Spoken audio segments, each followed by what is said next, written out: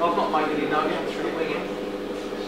Damien, setting up here at the charity ball tonight. Yeah. Just take us back. How does this all start? We actually started off in here, and it was almost 12 months to the day. Came to a black tie do.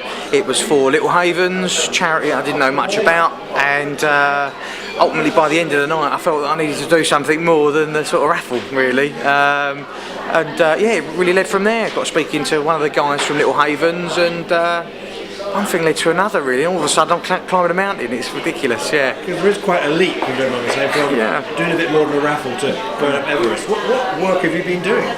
Well, this time last year, as you know, the guests here tonight will certainly see, is this time last year 21.5 stone.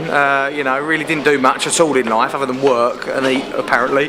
And it was just something, I suppose, where I really wanted to change my life and to do something positive for the community. And the Everest thing really came from a conversation in a pub, and it led from there.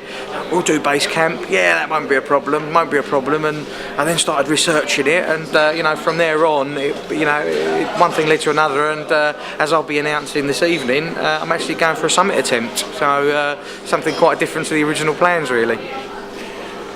Can I ask, as somebody who's never climbed a mountain, yeah, you know, you scared? Yeah, no, there is a bit of nervousness about it. I think that's quite healthy, actually. The people that I've been speaking to with regards to the climb, the mountain, and the preparation for it all, I think it's only right to be a little bit.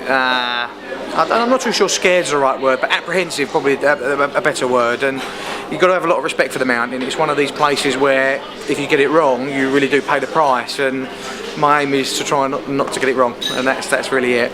Here tonight, different tables seem to have different names. What's that about? They do indeed, yeah. Every single table, 20 of them in the room tonight, has got a different meaning, and it's, you know, everything from the first person that actually climbed and conquered Everest, right the way through to the chap that named Everest, and right the way through to, you know, different events that have happened during the history of Everest. So, yeah, it's we put a lot of work into it, a lot of googling.